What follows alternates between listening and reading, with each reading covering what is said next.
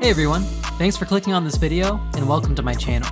Please take a second to hit the subscribe button below if you like what you see and enjoy the video. If you want to help support my channel, check out my shop link down below.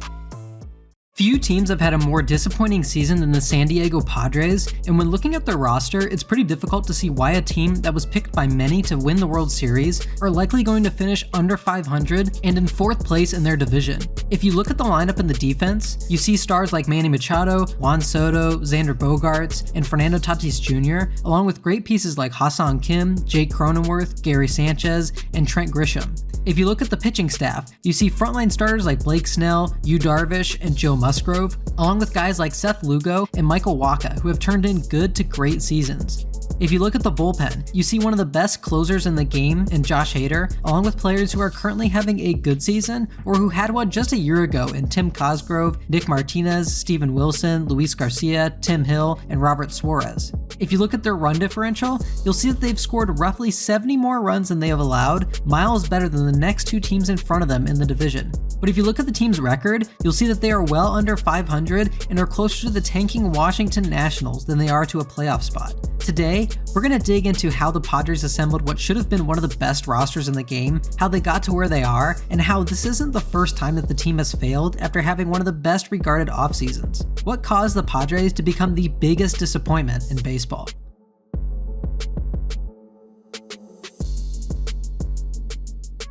This is AJ Preller. He's the president of baseball operations and the general manager of the San Diego Padres, hired way back in August of 2014, a season where the Padres finished 77-85, third in the NL West. That offseason, Preller in theory completely turned the franchise around, bringing in players like Matt Kemp, Will Myers, Justin Upton, Melvin Upton Jr., Derek Norris, Will Middlebrooks, James Shields, Craig Kimbrell, and Brandon Morrow. The only problem is that the Padres finished 74-88 in 2015, 3 games worse than they were the year prior. The bigger problem was that in order to acquire all the players that led them to a worse season than they had before acquiring them, they dealt away names like Trey Turner, Yasmani Grandal, Zach Eflin, and Max Fried.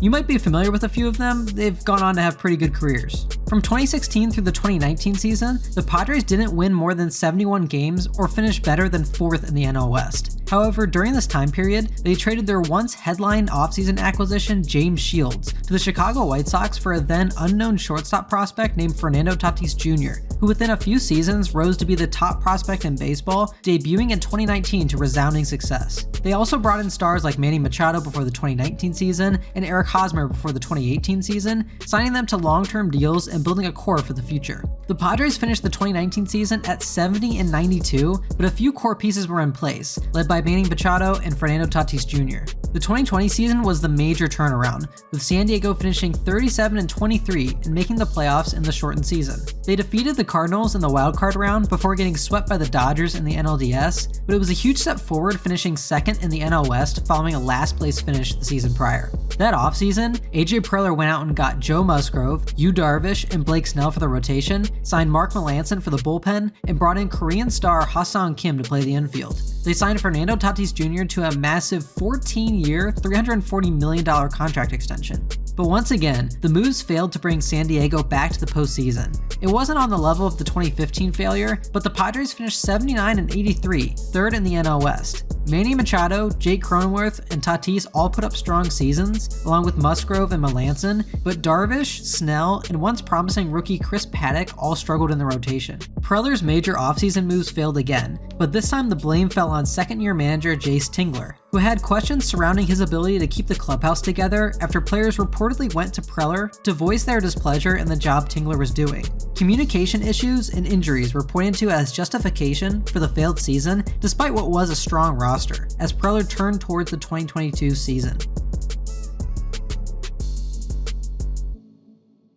2022 was a pivotal year for the franchise, and AJ Preller brought in Bob Melvin to manage the team. Melvin had one huge advantage over the previous 2 San Diego managers: experience. The team didn't make too many offseason moves like they did in previous seasons, but did bring in Sean Manaea for the rotation, Luke Voit to fill the newly created National League DH spot, closer Taylor Rogers, and a pair of signings from the Japanese League in relievers Nick Martinez and Robert Suarez. They took a massive hit in March when word came out that Fernando Tatis Jr. had fractured his wrist during a motorcycle accident during the offseason, would require surgery, and wouldn't be ready to debut until late in the season. Their biggest moves of the season would come at the trade deadline. On August 1st, the Padres were 58-46, 12 games out of first place in the West, but holding on to a wildcard spot. They swung a deal for star closer Josh Hader from the Brewers in exchange for Taylor Rogers and a few prospects. They then pulled off what is arguably the biggest trade deadline deal in history, acquiring superstar outfielder Juan Soto and first baseman Josh Bell from the Washington Nationals in exchange for an absolute haul of prospects, headlined by starter Mackenzie Gore and shortstop CJ Abrams. Eric Hosmer, who had struggled since signing his massive deal in San Diego, was sent to Boston. Brandon Drury was acquired from the Reds to conclude a monster deadline for the Padres, who now featured a lineup of Machado, Soto, Cronenworth, Bell, Drury, Jurickson Profar, Ha-Seong Kim, and Fernando Tatis Jr. when he was set to return from injury. That was until a report came out a week and a half later that during Tatis' rehab assignment, he had tested positive for performance-enhancing drugs, ending his 2022 season before it ever began. The Padres, who were holding on to a 2-game lead in the final wildcard spot, now would be without their best player for the rest of the year. Despite the massive loss of Tatis and the early struggles of Josh Hader, the Padres went 25-22 the rest of the way, good enough to capture the second NL wildcard spot and a number 5 seed for the playoffs. They beat the 101-win Mets in New York in the wildcard series, thanks to the lineup dismantling Max Scherzer in Game 1 and a masterful outing by Joe Musgrove in Game 3. They upset the heavily favored 111-win Los Angeles Dodgers in the NLDS, beating them in 4 games to send San Diego to their first NLCS since 1998. The team had taken down the Goliath of Major League Baseball after going 5-14 against LA during the regular season. They would eventually fall in 5 games to the red-hot number 6 seed Philadelphia Phillies, led by Bryce Harper. The Padres' season ended in the NLCS, but it was still a huge step forward in progress from where they got in seasons prior. I believe that this season saved the job of AJ Preller, who finally had something to show for all of the spending and trading he had done over the past few years. The future was still very bright, especially with Tatis set to return next season, and with the majority of the team's stars still under contract.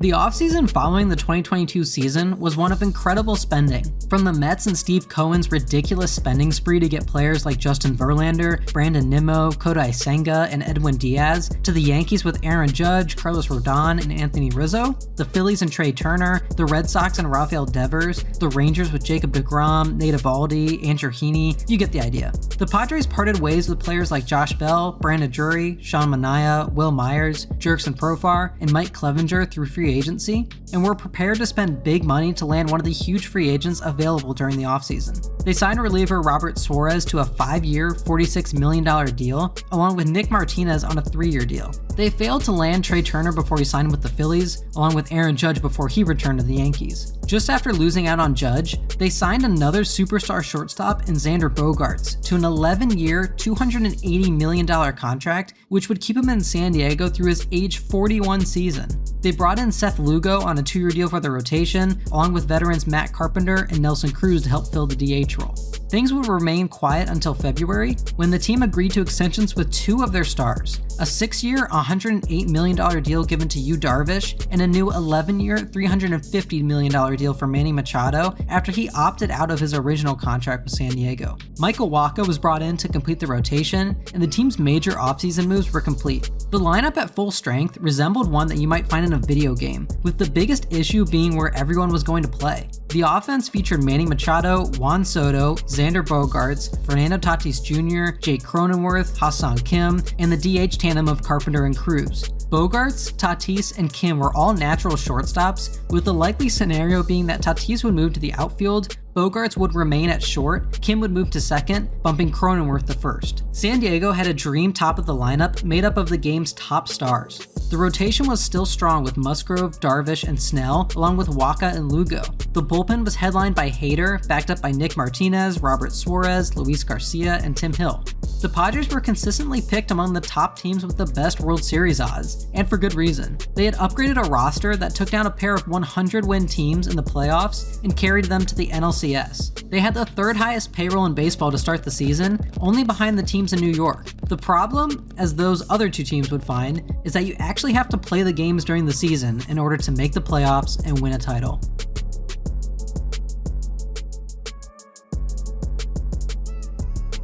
The Padres started the season 10-11 through April 20th, which was the day that Fernando Tatis Jr. returned to the lineup. Joe Musgrove was set to return after sustaining an injury in spring training. The problem was that they weren't hitting yet, even with the juggernaut of a lineup that they had constructed. But a lot of teams struggle early, and the real concern came as June started to wrap up, and the team was still in the bottom half of the league offensively and sitting at a 37-45 record. Manny Machado had gotten off to a slow start and missed time with a fractured hand. The DH combo of Nelson Cruz and Matt Carpenter struggled tremendously. Jake Cronenworth regressed, Xander Bogaerts hadn't found his footing yet, and the team was surviving thanks to Juan Soto, Fernando Tatis Jr., Ha-Seong Kim, and an injection of power from Gary Sanchez. Blake Snell and Michael Wacha were leading the rotation with support from Seth Lugo and Joe Musgrove, but Yu Darvish and Ryan Weathers were struggling. Josh Hader was still his dominant self in the bullpen, but the team was 0-7 in extra innings to this point. Hader and Soto made the All-Star team, with one of the biggest snubs being Tatis. The trade deadline came around, and with the team sitting at 52-55, fourth in the division, and 5 games out of a playoff spot, they soft-bought at the deadline by bringing in depth pieces in Rich Hill, Garrett Cooper, Scott Barlow, and Ji-Man Choi. They opted not to sell pending free agent and Cy Young contender Blake Snell, as well as Hader, who was set to become a free agent following the season. Fast forward to just over a month later, and things still haven't gotten any better. Joe Musgrove, Yu Darvish, Gary Sanchez, and Jake Cronenworth are all injured. Juan Soto is still an elite player. Ha-Seong Kim and Tatis are bright spots in the lineup, but stars like Machado and Bogaerts haven't lived up to the back of their baseball cards or their contracts. Despite this, the team still ranks around the top 10 offensively and have a run differential of plus 73. The pitching, despite the inconsistency and injuries, have the lowest team ERA in the National League.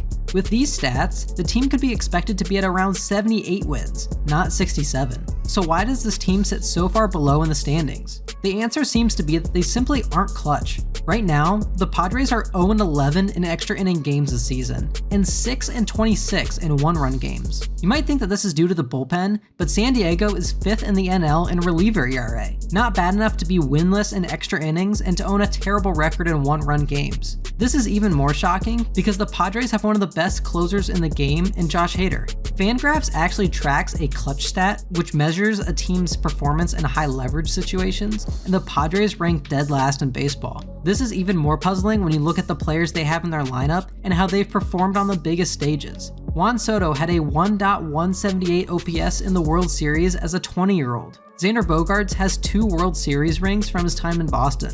Manny Machado posted a 910 OPS in the playoffs last season. Fernando Tatis Jr. had a 1.126 OPS during his 2020 postseason run. We all saw what Blake Snell did in Game 6 of the 2020 World Series. The team has clutch players, but they just haven't performed in high leverage situations this season, which is why the team sits so far below where they are expected to be, with a roster of players who are actually having solid seasons. If you put this roster side by side with the Pittsburgh Pirates roster, you wouldn't expect them to have nearly identical records.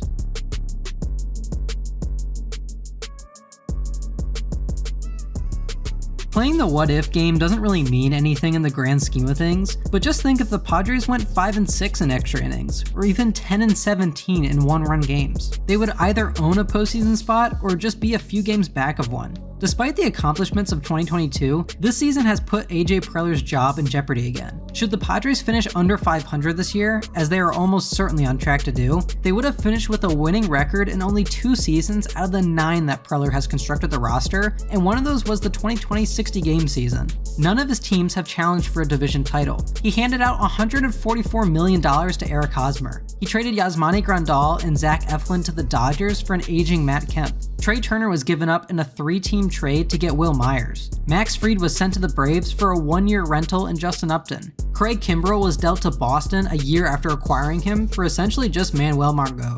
Jack Suwinski was sent to the Pirates for 57 games of Adam Frazier, who posted an OPS of .662. Andres Munoz, Matt Brash, Phil Maton, and Emmanuel Clase were all dealt from the Padres system for minimal returns. Munoz and slugging infielder Ty France were traded for catcher Austin Nola, who hasn't posted an OPS over .716 in 4 years with San Diego. Clase was sent away for Brett Nicholas, who never played in the majors for San Diego. Brash was traded away for almost nothing at the trade deadline in 2020. Preller fired manager Bud Black partway through the 2015 season, opting instead for inexperience in Andy Green and Jace Tingler until the 2022 season.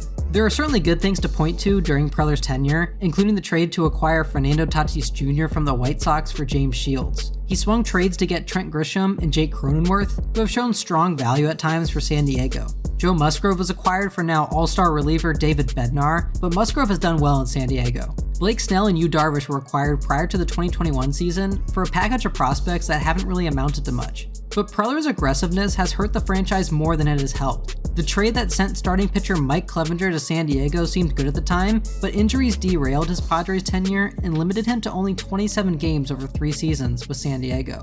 The team has also struggled to develop young pitching in the past few seasons, with players like Chris Paddock, Ryan Weathers, Joey Lucchesi, and Dinelson Lamet showing strong signs but never truly panning out in San Diego. AJ Preller is regarded as one of the most aggressive GMs in the sport, but his overall trade record has hurt the organization more than it has helped. The only reason the Padres aren't in a worse situation than they're in now is thanks to owner Peter Seidler's willingness to spend money on big-time players like Machado, Bogarts, and Tatis. The team's offensive core is locked up for years to come, which gives them a path to build around the stars that they have. The team is expected to make a play for Shohei Ohtani in the offseason and to try to extend Juan Soto. AJ Preller isn't expected to lose his job next year, which is shocking considering the lack of success the franchise has seen. The 2015, 2021, and now 2023 teams have all failed spectacularly after having huge expectations and all-in moves by the front office. Perhaps this season, you can chalk up San Diego's failures to their unclutchness or inconsistencies on the offensive side of the ball. They do share a division with the Dodgers, who have been the best team in baseball since 2015. Preller has reignited the fan base in San Diego, and the team will have one last season before Juan Soto hits free agency, which gives some reasons to look at 2024 in a positive light. What we do know is that Seidler and Preller are certainly going to be busy this offseason, trying to fix the team that was the biggest disappointment in baseball. Thank you all for watching. Thank you for watching this video. If you want to see more content like this, be sure to hit the subscribe button below.